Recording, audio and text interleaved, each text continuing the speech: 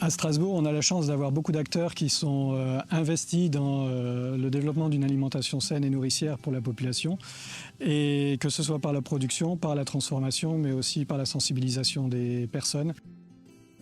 Les Retoqués, c'est une association qui lutte contre le gaspillage alimentaire.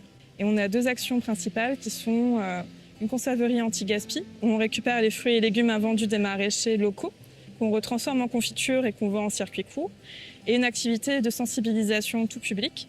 On travaille autant avec des associations qu'avec des entreprises ou des scolaires. L'envie des Retoqués, c'est déjà d'aider les gens à moins gaspiller, parce que moins gaspiller, c'est déjà économiser énormément d'argent. Cuisiner aussi avec des produits qui sont de meilleure qualité, parce que tout ce qui est bio et local, mais surtout bio, peut être utilisé de A à Z en cuisine, parce que la plupart des pesticides sont dans les épluchures. Si vous gaspillez pas d'alimentation, c'est généralement une centaine d'euros en fait, que vous gagnez sur votre porte-monnaie par an.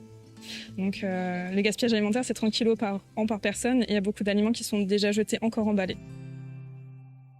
Alors Moi Moche C'est Bon, c'est une marque de jus de fruits qui lutte contre le gaspillage alimentaire.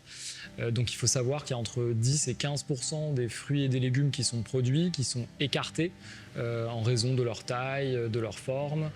Et donc nous, au moment de la récolte, on rachète en direct auprès des coopératives de producteurs ou des producteurs ces écarts de tri, et on leur donne une seconde vie en les revalorisant par la transformation, et donc la transformation en pur jus de fruits. Là, par exemple, je tiens notre pomme fraise, c'est le bon jus de saison, puisque la saison des fraises, c'est maintenant.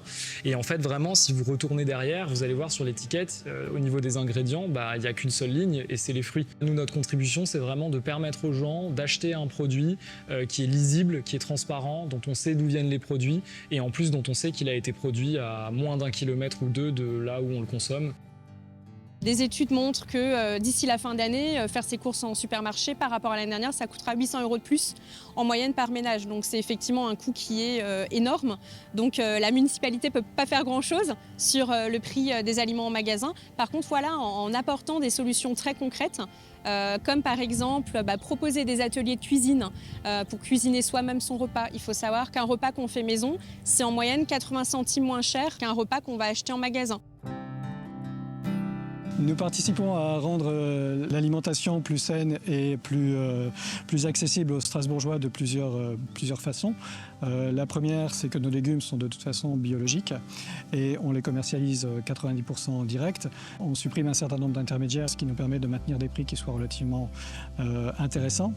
La deuxième possibilité que nous avons, c'est d'offrir des paniers solidaires, que ce soit à des familles en précarité ou à des étudiants également. Et enfin, les chantiers que nous avons démarrés sur 3 jardins cette année nous permettent de distribuer l'ensemble de la production à des épiceries solidaires.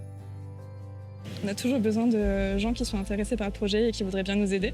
Donc si jamais quelqu'un ou quelqu'une veut rejoindre l'association, on accueille toujours les gens avec beaucoup de confiture et les bras grands ouverts.